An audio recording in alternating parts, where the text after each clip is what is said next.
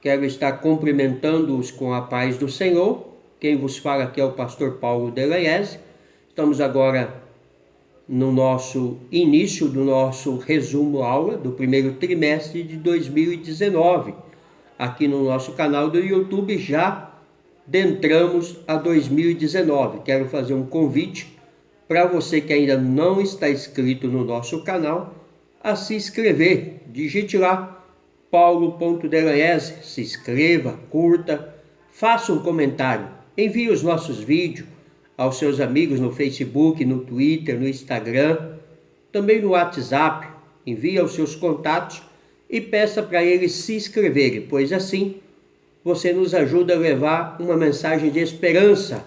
O título da nossa matéria nesses 3 meses de 2019, janeiro, fevereiro e março, é Batalha Espiritual. Escritor, pastor Ezequias Soares. O nosso resumo aula de hoje é Batalha Espiritual. A realidade não pode ser subestimada. Esse é o título do nosso resumo de hoje. Vamos aos versículos de parâmetros. Lucas 10, 17, 19. Jesus deu poder à sua igreja para subjugar os demônios. Atos 13, 9 e 11. A pregação do evangelho e a declaração de guerra contra o reino das trevas. Atos 16, 16, 18. Devemos nos precaver contra as manifestações malignas. 2 Coríntios 10, 4. As armas da nossa milícia são espirituais e poderosas em Deus. Efésios 6,13. Podemos, com a ajuda do Senhor, resistir ao mal e continuar firme.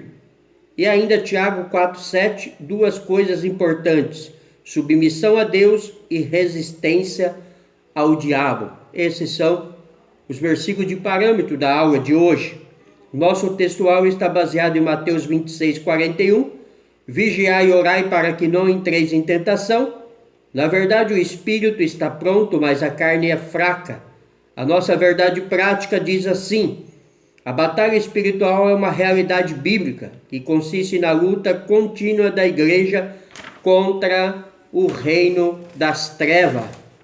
A nossa leitura de base de hoje da aula é 1 Pedro, capítulo 5, versículos 5 ao 9, que nos diz assim: semelhantemente vós, jovens, sede sujeitos aos anciões, sede todos sujeitos uns aos outros, revesti-vos de toda humildade, porque Deus resiste aos soberbos, mas dá graça aos humildes. Humilhai-vos, pois, debaixo da potente mão de Deus, para que a seu tempo vos exalte, lançando sobre ele toda a vossa ansiedade, porque ele tem cuidado de vós. Sede sóbrios, vigiai, porque o diabo, vosso adversário, anda em derredor, bramando como um leão, buscando a quem possa tragar, a qual resistir firme na fé, sabendo que as mesmas aflições se cumprem entre os vossos irmãos no mundo. Então esse é o nosso texto de base da aula de hoje. Na interação com o professor, ele remete, como eu já venho dizendo, que é o nosso primeiro trimestre, esse de 2019, aonde estudaremos a respeito da batalha espiritual por meio das Escrituras. Veremos que o assunto não pode ser ignorado, pois há uma batalha espiritual real, mas também devemos ser cuidadosos contra a superstição religiosa, muito viva em nosso país. Precisamos de uma visão bíblica e equilibrada. Ao introduzir a lição, devemos ter em mente que há uma grande distorção dentro desse assunto, a qual se difundiu muito no Brasil, vindo da Colômbia e entrando na forma de G12, aonde a criança deveria voltar ao ventre da sua mãe, aonde deveria pedir perdão a Deus para se conseguir uma libertação. Isso é fantasioso, isso é mentira, Isso é enganação do diabo. Pastor Ezequias, escritor desta matéria, é aqui da nossa cidade de Jundiaí. Eu tive a honra de tê-lo como professor de teologia na área de seitas e heresia, quando fiz o meu curso teológico. Para mim foi um aprendizado grandioso. Mas vamos à aula. Introdução. A batalha espiritual é o tema do trimestre que estamos iniciando.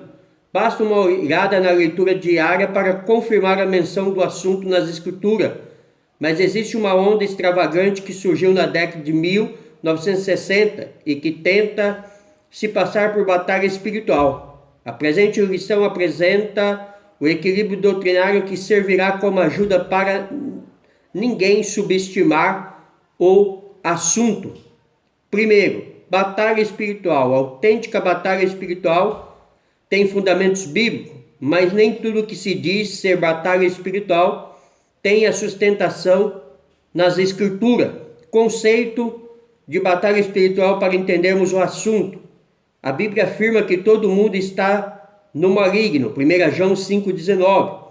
Assim, existem seres malignos e espirituais que desde o princípio conspiram contra Deus e contra a humanidade para destruição e caos no mundo. Primordialmente, os demônios existem, eles são reais e se manifestam de várias maneiras, em princípio nas pessoas possessas, e tais espíritos precisam ser expulsos. Por conseguinte, os cristãos se opõem a essas forças malignas pela pregação do Evangelho, a oração e o poder da palavra de Deus. A essa oposição dos crentes denominamos batalha espiritual. Uma realidade bíblica.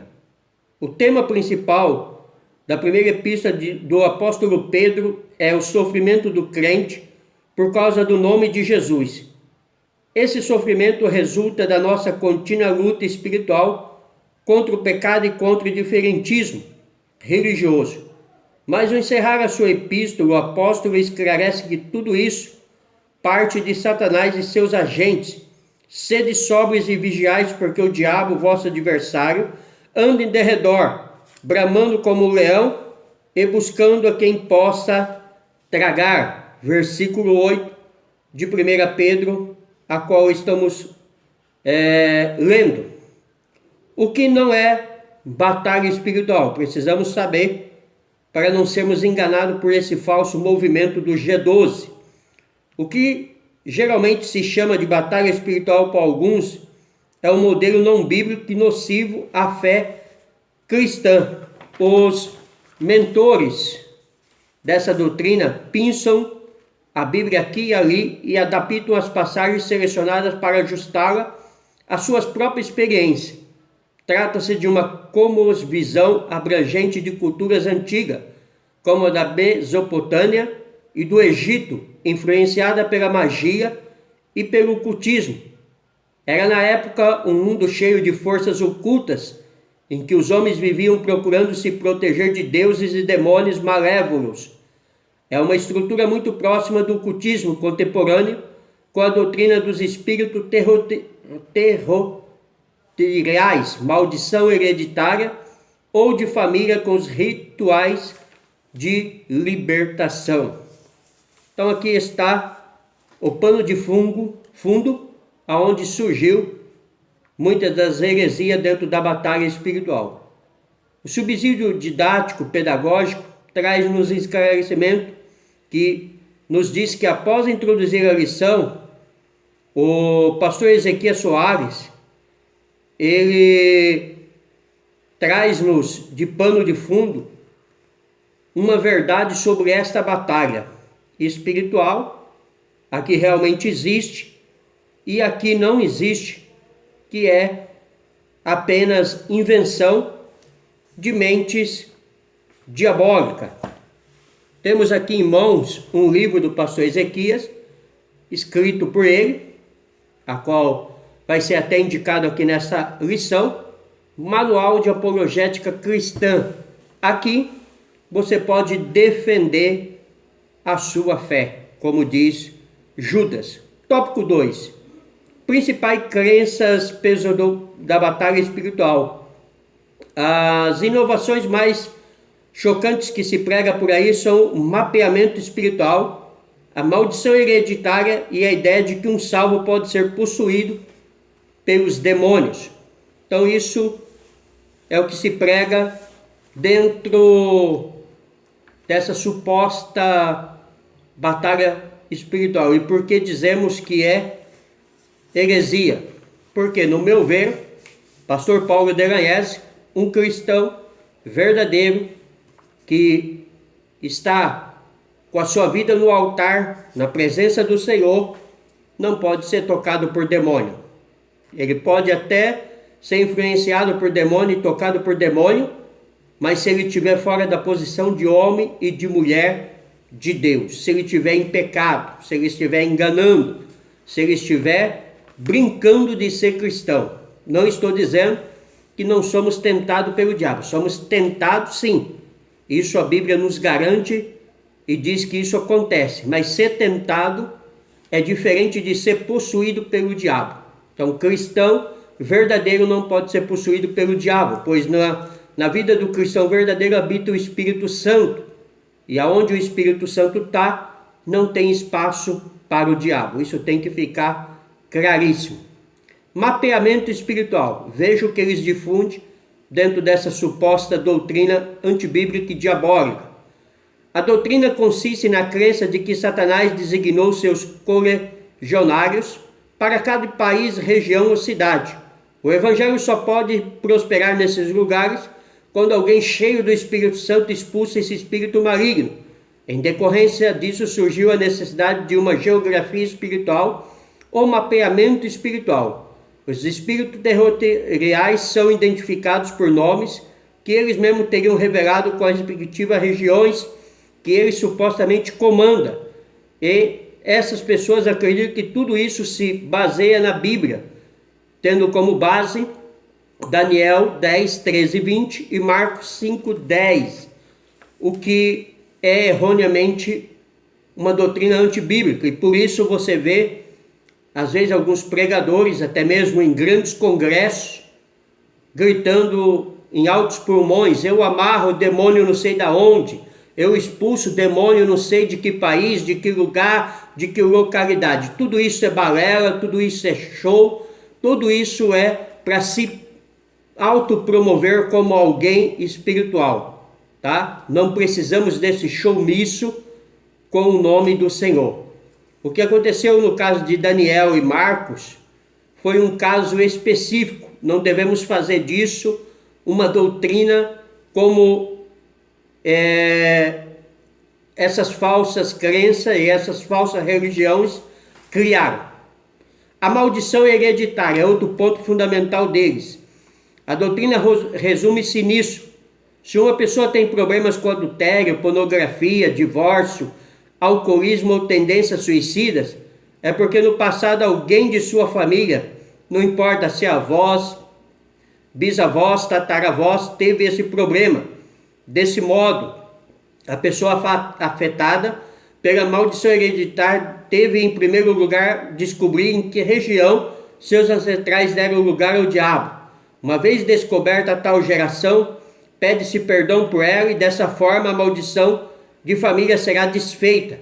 É uma espécie de perdão por procuração, muito parecido com o batismo pelos mortos praticado pelos mórmons. Os que defendem essa doutrina pinçam as escrituras em busca de sustentação bíblica, como exemplo, Êxodo 25, Deuteronômio 5:9 e Isaías 8:19. Nós vemos aí, nesses textos, falando sobre a maldição hereditária. Só que essa maldição hereditária, quando lemos o texto e entendemos com mais precisão, a qual você deve ler na sua casa, né? Porque aqui no nosso canal do YouTube é só um resumo, é só uma pincelada do assunto que trataremos no domingo dessa lição, no caso, dia 6 de janeiro, a qual temos 1h30 de aula para tirar as dúvidas. Eles estão equivocados, até porque pela Bíblia entendemos que o crente não leva maldição hereditária. Quando ele aceita Jesus, a Bíblia diz que todo o seu pecado é perdoado. O velho homem é perdoado. Nem Deus se lembra da maldição ou do pecado. Quando aquele cego chegou até Jesus, os discípulos tinham essa crença de maldição hereditária e perguntaram para Jesus: quem pecou, ele ou seus pais? E Jesus disse: nem ele e nem os seus pais. Ele nasceu assim para que a glória de Deus se manifestasse. Então, precisamos entender, antes de falarmos uma besteira como essa de maldição hereditária. Isso é antibíblico, diabólico e doutrina de homem. Crente endemoniados, terceiro tópico. Esses pregadores ensinam que o homem é um espírito que tem alma e habita num corpo. Kenneth Hagin é um dos pregadores de prosperidade. Quem já viu o nosso canal do YouTube sabe que temos um vídeo onde desmentimos todas as mentiras desse falso profeta. Partindo desse falso conceito teológico, Kenneth Hagin afirma que o Espírito Santo habita no espírito humano no processo de salvação e que os espíritos imundos estão relegados à alma e ao corpo do cristão. Os promotores dessa doutrina costumam apelar para o estado psicológico de Saul depois que ele se afastou de Deus. 1 Samuel 16, 14, 18, 10 e 19, 9. O caso de Judas Iscariote, Lucas 22, 3. E além de Ananias e Safira, Atos 5, 3. Então, com base nesses versículos, eles dizem que o crente pode ser possuído pelo demônio. E eu desminto e reafirmo que não. A não ser que esse crente esteja fora da posição. Porque quando Saul foi possuído por um espírito mandado da parte de Deus para atormentá-lo, ele estava desviado. Aí sim é vulnerável. Judas era um falso apóstolo, era ladrão mentiroso que metia a mão na sacola e roubava as ofertas. Ananias e Safira mentiu ao Espírito de Deus quando vendeu a herdade. Então ele abriu brecha. Porque quando o homem e a mulher de Deus está na presença de Deus, não tem demônio, não tem espírito que possa tomá-lo, não tem maldição que possa chegar à sua tenda. Quando Israel saiu do Egito, Balaque chamou Balaão para amaldiçoar Israel. Levou ele em 3 pontos, e em todos os 3 pontos, em vez de Balaão amaldiçoar Israel, Balaão abençoava Israel. Balaque ficou revoltado e disse: como pode, se eu estou pagando para você amaldiçoar Israel e você abençoa? E Balaão foi muito claro e disse: contra este povo não há encantamento, não há maldição, não tem como amaldiçoar aquele que Deus escolheu e aquele que Deus abençoou. Pronto, acabou essa doutrina falsa e mentirosa. Só tem demônio, só é amaldiçoado quem brinca de ser um cristão, quem brinca com Deus, quem vive no pecado. Se a sua vida está escondida em Deus, se a sua vida está na presença de Deus, não tem demônio, tá? Não caia nessa mentira de maldição hereditária, de mapeamento espiritual ou de crente endemoniado, tá? Só se ele tiver desviado. O subsídio apologético diz que sobre o mapeamento espiritual é verdade. O príncipe do reino da Pérsia impediu por 3 semanas que o anjo, presumivelmente Gabriel, viesse até Daniel 12, 13. No entanto, Daniel estava aspirando a visão profética e jamais pensou em amarrar o espírito territorial da Pérsia. Nem o anjo instruiu para empreender tal batalha. Na verdade, em lugar algum da Bíblia, sugere-se a ideia de que certos demônios tenham autoridade específica sobre certas cidades ou território e que deve ser amarrado. Paulo nunca tentou amarrar espíritos territoriais para ensinar o evangelho ao mundo de sua época. Portanto, por que deveríamos fazer? Tudo isto é obras de homem. tudo isso é para esses homens se programarem como profetas, tá? É por isso que você vê esses supostos pregadores desses grandes congressos amarrando demônios em cidade, rua. Sai fora dessa turma, não ousa, pois eles estão distorcendo a palavra de Deus. Vamos à Bíblia, tópico 3. Ninguém tem o direito de fazer o que quiser com a Bíblia. Vejamos, portanto, o que a Bíblia ensina nas páginas reivindicadas pelos líderes defensores dessa inovação. Sobre o mapeamento espiritual, a Bíblia vai dar agora o seu parâmetro veredito. As duas passagens de Daniel falam sobre o príncipe do reino da Pérsia, Daniel 10, 13, e o príncipe da Grécia, 20, versículo 20. São citações fora de contexto, pois se trata de guerra angelical e não há indícios da presença humana. O gadareno rogava-lhe muito que os não enviasse para fora daquela província, Marcos 5,10, porque Jesus havia mandado os tais espíritos para o abismo, e rogaram-lhe que não os mandasse para o abismo, Lucas 8,31. Essa é a razão de pedir para ficar na região. Não se refere, portanto, a espíritos territoriais. Assim fica claro que se trata de uma doutrina baseada numa interpretação equivocada. Então, está aqui a resposta sobre essa questão, aonde já desmentimos, e agora, comparando que o texto bíblico desmente tal doutrina, dizendo que essas pessoas não têm essa autoridade. Deus não deu, Deus não deleou, né? E se houvesse tais possibilidade de amarrarmos demônios em territórios locais, Deus teria deixado-nos escrito isso na Bíblia. Sobre a maldição hereditária, no segundo mandamento do Decálogo, Deus afirma visitar a maldade dos pais nos filhos até a terceira e quarta geração daqueles que me aborrecem, Êxodo 25, Deuteronômio 5:9, que é as passagens citadas por eles. Essas palavras não podem se aplicar à doutrina da maldição hereditária, porque quando alguém se converte a Cristo, deixa de aborrecer a Deus. Logo, essa passagem bíblica não pode se aplicar aos crentes, Romanos 5, 8, 10, que é o que dissemos. Tudo o que o homem fez contra Deus é perdoado quando ele aceita Jesus. Pois esse se torna nova criatura, as coisas velhas já passaram, e eis que tudo se fez novo, 2 Coríntios 5,17. O que eles fazem com a expressão espíritos familiares é uma fraude. O termo usado na Bíblia hebraica, medium, espírito ou espírito de morte, neocromante mágico, Levítico 19, 31, 26. Isso está muito longe de ser espíritos que passam de pais para filhos. Então entendemos que o crente em Jesus não pode levar maldição hereditária. Sobre a possibilidade do cristão ser possesso, comentamos lá e agora damos o parâmetro verídico.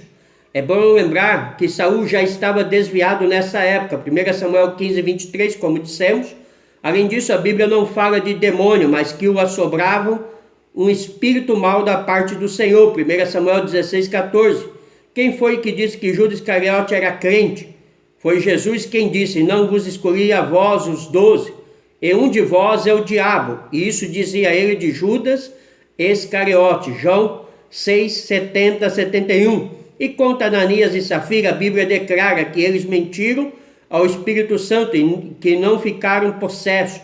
O crente em Jesus tem a promessa de Deus de que o maligno não lhe toca. 1 João 5, 18.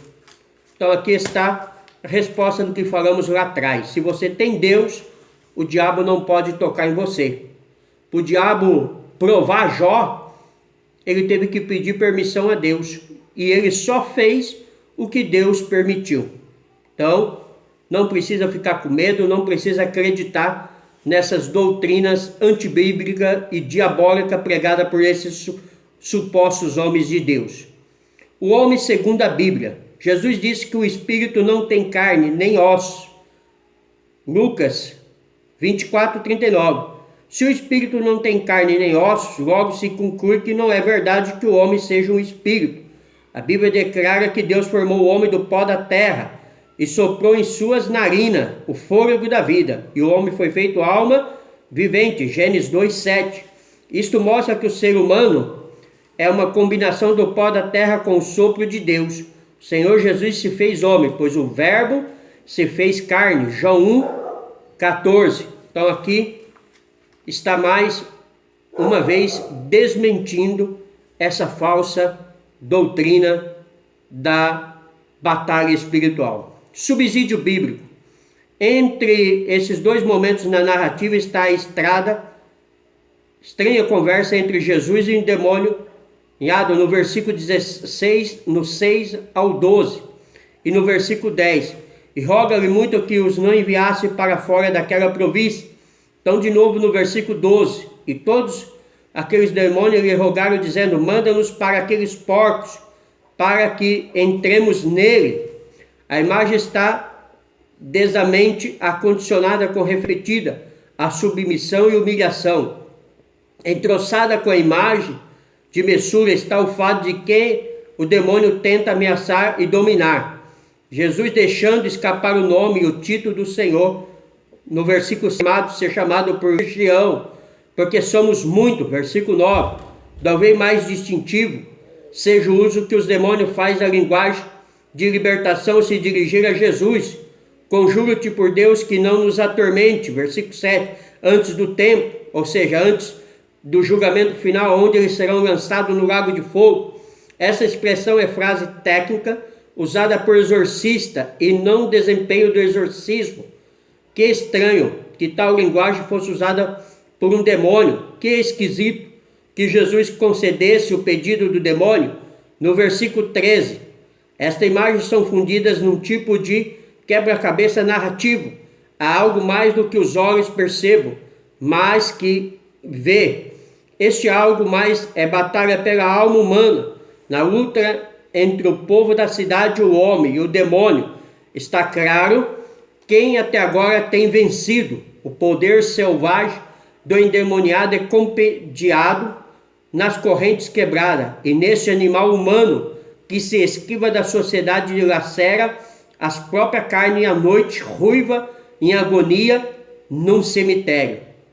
O ponto é que Jesus não vê um animal humano, mas um ser humano que foi saqueado por esse espírito maligno violento. Então o que está em jogo aqui não é o território do demônio, não é o que o demônio falou, não é onde o demônio pediu ou o que o demônio disse, mas o que está em jogo aqui é a libertação deste homem. E é isto que Jesus foca.